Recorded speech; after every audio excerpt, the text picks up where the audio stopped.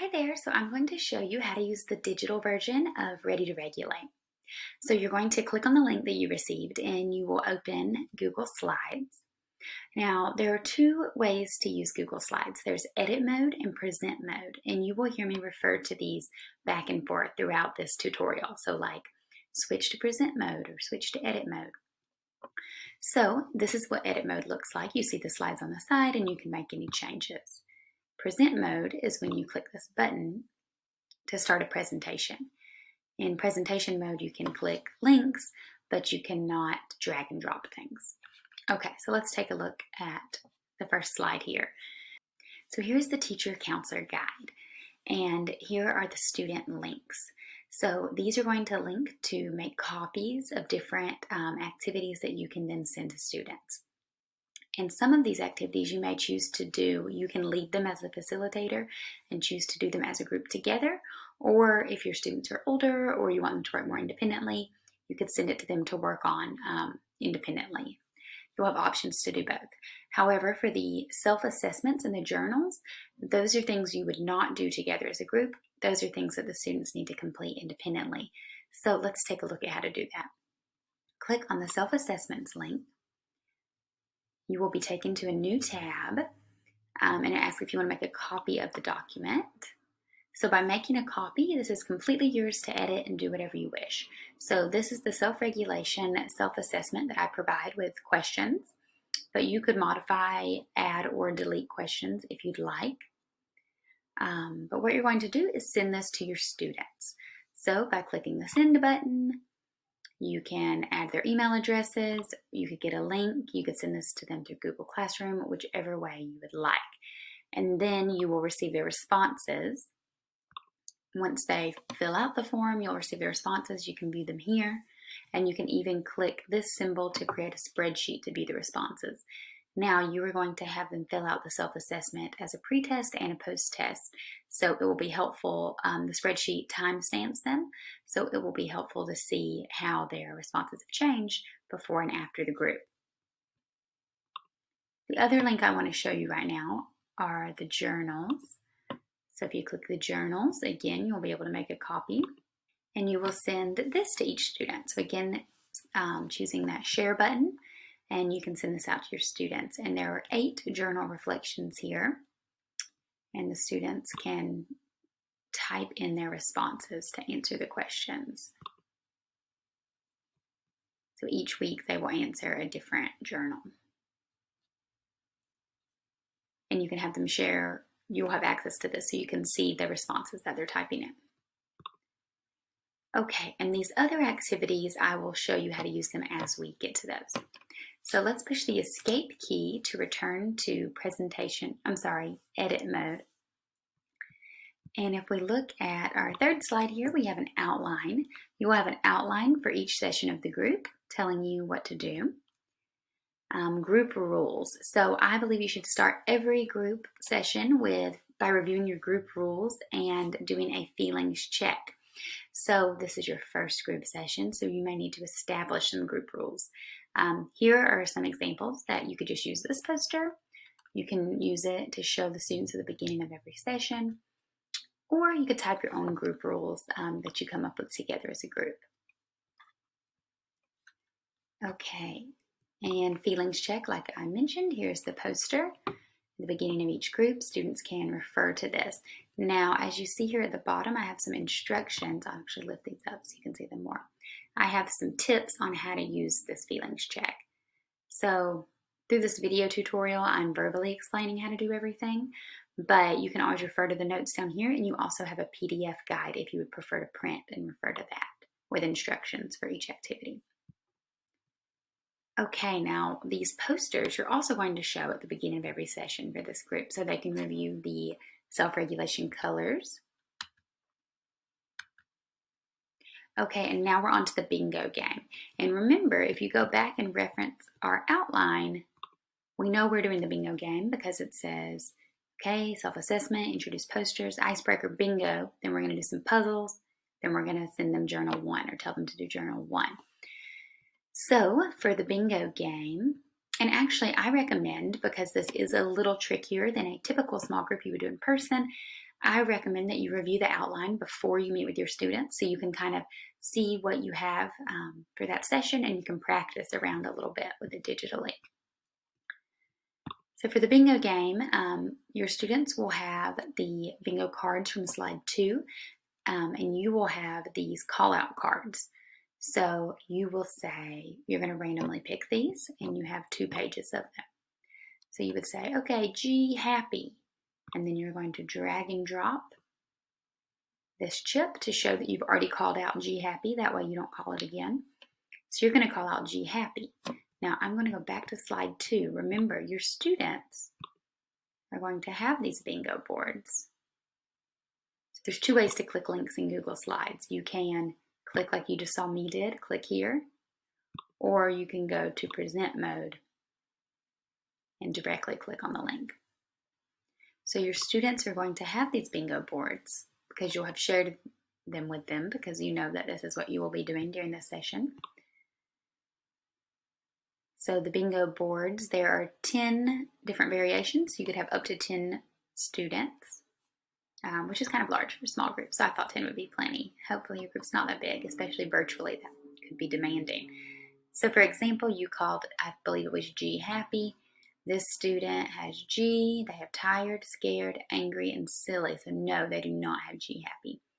But the idea is that your students will have these pulled up on their screens, and then you will be calling out the different things, and they will be dragging and dropping the bingo chips.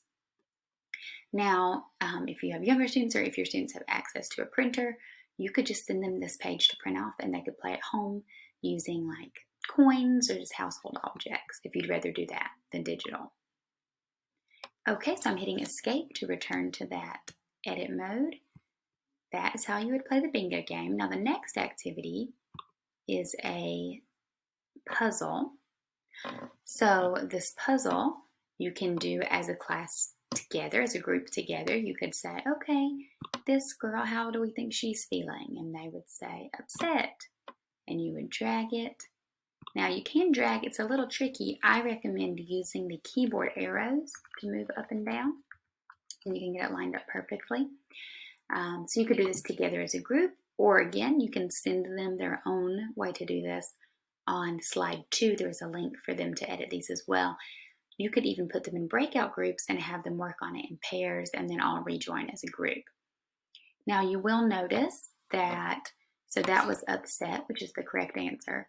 But if we were to grab happy, happy fits in here too, and that is obviously incorrect. So you want to be sure to reference the answer key, which again I have down here in the instructions. I have a link to the answer key, or it's in that PDF guide. Okay, so let's check out week 2. So week 2 outline, we're going to review the posters, do our feelings check and group rules. We have a fill in the blank icebreaker and a self-regulation cootie catcher. So the fill in the blank icebreaker. Now, again, the instructions are down here and on the PDF, but I'll verbally walk you through it. So you're going to use this one in presentation mode. Students are trying to guess the different coping strategies that belong in the blank for each color. So you would say, okay kids, this is for the blue zone or color blue. What strategies do we think are good? Go for a walk, or they may say run, or they may say jog. We'll click jog. Good job. Now this one is just one word, so they're guessing the missing letters, which in this case it spells stretch. Listen to blank music. So this is a great one because you'll see a similar one with the red slide. But in this case, because it's the blue zone, it is upbeat music, whereas the red one, you want to listen to relaxing or calming music. So you're going to have these conversations as you're working through this together. You're the facilitator, you're leading these conversations. Take a deep breath, take a break, we don't know, let's see, take a break. So to get these to autofill, you're just going to click. Use your keyboard arrows to go to the next one. Then you'll do the same thing for green.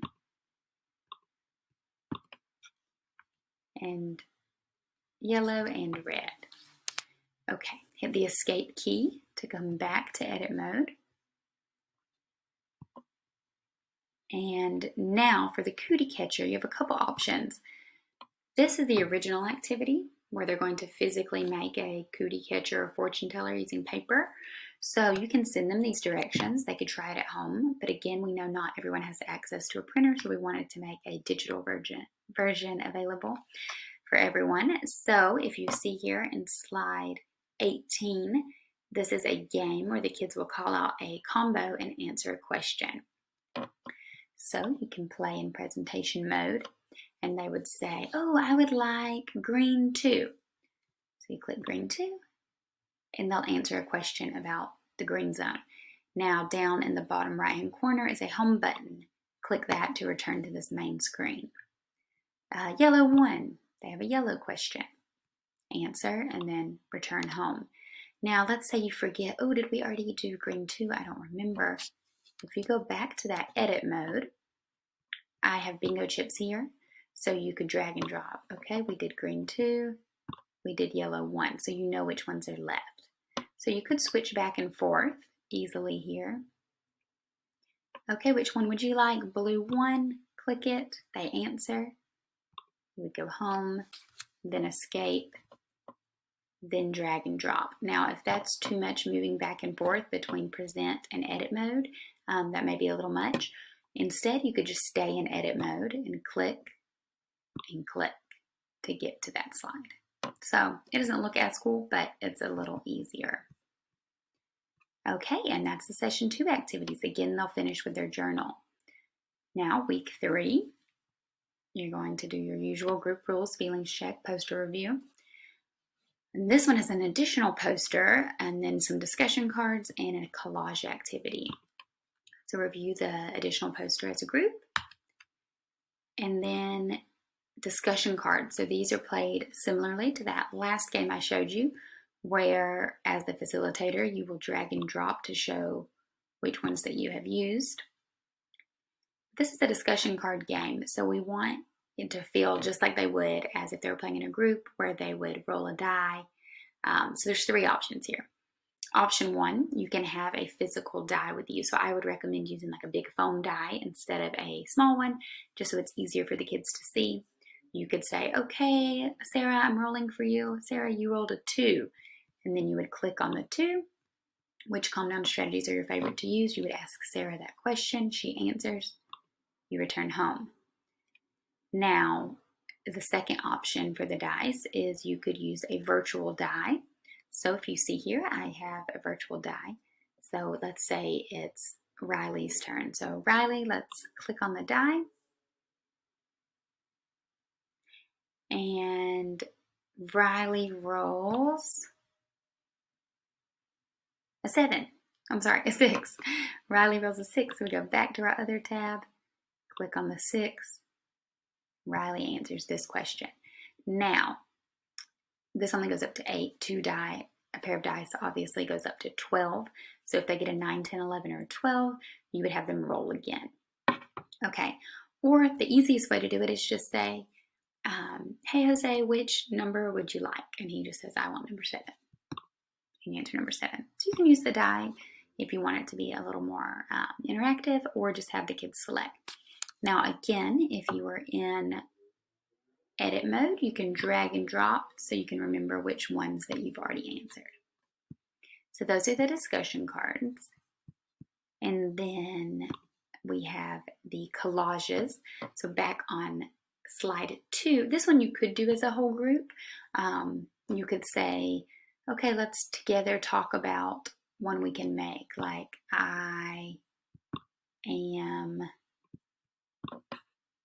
in control of my choices, something like that. You could talk about this together, or I recommend them doing this one independently. So give them some time, explain, maybe do one together as an example, and then let them try on their own. So if you go back to slide 2, remember we have the collages there. And then that will open that tab, letting them make a copy, and you can assign those to students through Google Classroom, or just by giving them the link, whichever way. Okay, so that was that activity for session 4. Now let's take a look at, session 3. Let's take a look at session 4. And again, if you know today I'm doing session 4, I recommend that you review that part of this video, double check the instructions, and make sure that you know what to do so that way you can facilitate the group seamlessly. Okay, so here are same things we do at the beginning. Then we're doing a sides of the room icebreaker and a role play activity. So sides of the room, traditionally this game is played where the kids would move their bodies, like to the right side of the room if you want this, or the left side of the room if you want this. Unfortunately, that's not really an option virtually. So instead, we type their names in the text boxes, and then we'll move them to the different sides based on the questions. And the questions are down here. And you're going to have them on that PDF if you'd rather have them on a paper version physically with you. But have you ever cried when you were feeling blue? So the kids will have their names in here. So we have like Annie and Marquise. So Annie says, yes, I have cried before when I was feeling blue. So you are going to drag and drop Annie to the yes. And Marquise says no. Or maybe Marquise says sometimes. And again, this is all just to facilitate a further discussion. You want to encourage the kids to be honest, but to also be respectful of others' choices. Remind them of confidentiality. One of your group rules. Okay, and then we have role play cards. So these are set up the exact same way as the discussion cards, where you can drag and drop to show which ones you've already used. And then again, the 3 ways you can have students select them verbally. Oh, I'd like number 5. Or you can have them you would roll a physical die on their behalf, or you could have them click the image to be redirected to the dice app. Okay, so those are the role play. We'll show one together as an example. So let's say it's my turn. I click the die. And I'm rolling a 5. Go back to your screen, click on 5. You don't understand the math homework and are getting frustrated. Now this is a role play, so students can do this individually. They could kind of act this out in front of the class or in front of the group, or you could pair them up and let them kind of work on it in a breakout room and come back and do it in pairs. That's probably how I would do it if we were in an in-person setting. Okay, and remember you're going to send them that journal or remind them to complete the journal for that week. Session 5, we have another poster, a think, pair, share icebreaker, and a my body game. So here's the poster you would review. The think, pair, share, you would just present this and do these discussions. You can put them in pairs as it implies, or you could just discuss its whole group. And as you see, I'm very quick going back and forth between, I'm just hitting that escape button on my keyboard or hitting the present, going back and forth easily. So the more you practice, the easier this will get. Okay, this one's fun. We have a dice spinner activity. So the point of this activity is for the students to identify how their body parts feel when they're in the different colors. So they're going to spin the wheel. That will be redirected to another website here. Click to spin. And it looks like they got a hand. Okay, it was the hand. Now go back here and they're going to roll a dice, so they can just click any of these. It all links to that dice. Now on this one, you only have 4 options, so you're going to make it go down to a number 1 and roll. If they roll a 5 or a 6, they need to roll again because there are only 4 options. But they rolled a 2, and 2 is green. So we're going to talk about how their hand, remember they chose hand, how their hands feel when they're in the green zone. And they're probably relaxed. If they're in the red zone, they might be in fist, something like that. Okay, that's a fun one. And then they have this my body drawing. So as a group, you could facilitate this by saying, let's talk about how your stomach feels when you're in the yellow zone. And maybe they would say they feel nervous because it feels like butterflies. You could have a conversation and you could type in as the facilitator, or on slide 2, there is an option for you to make a copy to send this to students to do on their own. So you can make this as independent or group dependent as you would like it to be. Week 6, we have another intro poster, a matching game, and a sort. So here's the introduction poster you want to review. And then this one's a matching game they can do on their own, or you could do it as whole group. It's really simple. You're just dragging and dropping the colors. It's not meant to be tricky. It's just meant to be a opportunity for them to get familiar with, okay, small problem, my reaction should be small. And then now we have a matching game. So this one's a little different than the other ones. For the matching game, the students are going to pick a card at the top that they're looking for. That I want to match big. Let's click.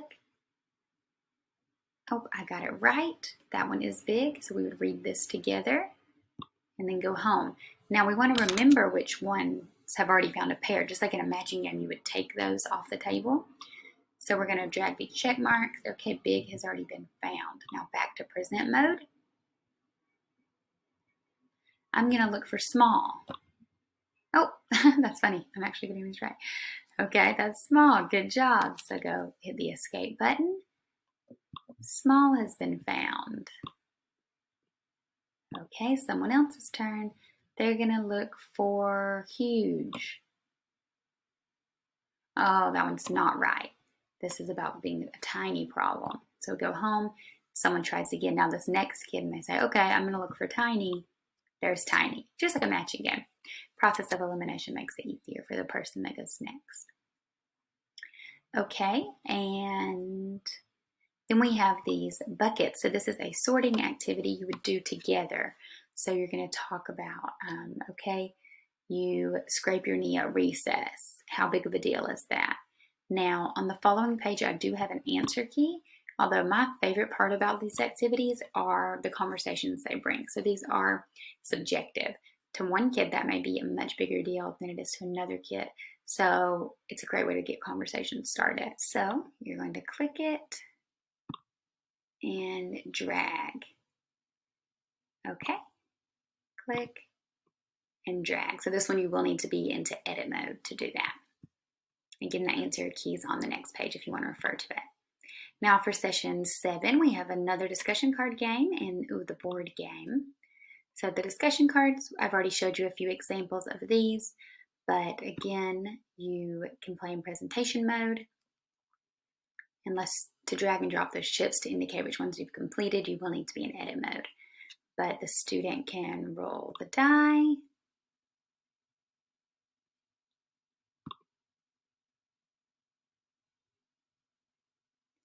Okay, a 4. Back over here, we click on the 4. Who is an adult who can help you calm down? They answer this question, and then click home to get back to that main screen. You could hit the escape button and drag the coin over to indicate that number 4 has been answered. Okay, and then the board game. So similarly to the other ones, what you're going to do with this one, each student's going to pick a color. So let's say we have students who are playing that are green and turquoise, and they're going to take turns rolling the dice. So okay, we're both going to be on start, and the green person. So this one you will be moving back and forth a lot. The green person's going to roll the die. You could do one die or a pair of dice depending on how long you want the game to last. Okay, so they got a 2. So in order to move them, we need to go back to edit mode. Green person, 1, 2. So they did not get anything. This is the blank space. But let's say they rolled where they landed on a pink person. Then they are going to click the box, the black box. So they're here on pink person, click the black box, and they're redirected to a pink card. Answer and move forward 2 spaces. These also have that home button you're going to click to return. Okay, so they would answer the question and then move forward 2 spaces. So again, whichever one they land on, these little boxes are what you're going to click on. To be redirected, we have purple cards, pink cards, and orange cards.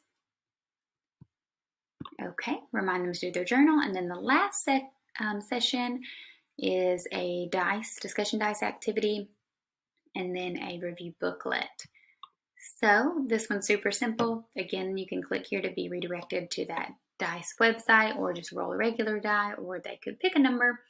And depending on what they roll, they answer the corresponding question. So super simple. Student rolls a 5. What's your favorite calm down strategy? They would answer. So they would roll the dice, and they got a 4. So you would ask them question 4. Talk about a time you were green this week. Okay, and the final activity is this mini book. So this one I have here in the shared version, so you could all work on it together. But it is intended to be worked on at an individual level. So again, on slide 2, there will be a link where you could make a copy and send this to students. And then how I encourage them to use this is to start in edit mode, and they're going to, these are just reading, there's nothing for them to do there. They could add text boxes and take notes if they'd like to. You'll see some of these have spaces for them to write. So they would write, my favorite calm down strategies are, take a deep breath. Okay. And then on the next one, my favorite positive self-talk statement, they would type something in there. Some of their triggers, type things in there. So once they have them all completed from edit mode, then I encourage them to go back to the original page with the tabs. So their name would be here.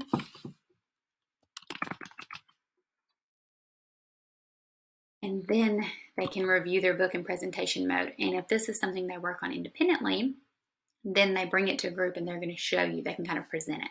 So I would say, okay, here's my self-regulation mini book, and they click on the different tabs to be redirected to the different pages, and that home button gets them back here. So I would say, oh, okay, here's some of my triggers, and I would share which ones I typed in. Or here are some of my favorite calm down strategies I'm sharing with the group. Okay, so that is the final activity. I hope this tutorial was helpful. I know it's a little more challenging to lead a small group digitally than it is in person, but I'm confident that you can do this and that hopefully your students have almost just as much fun as they would in the traditional setting. If you have any questions about how to lead this group, please feel free to send me an email at rachel@brightfutures-counseling.com. Okay, thanks everybody.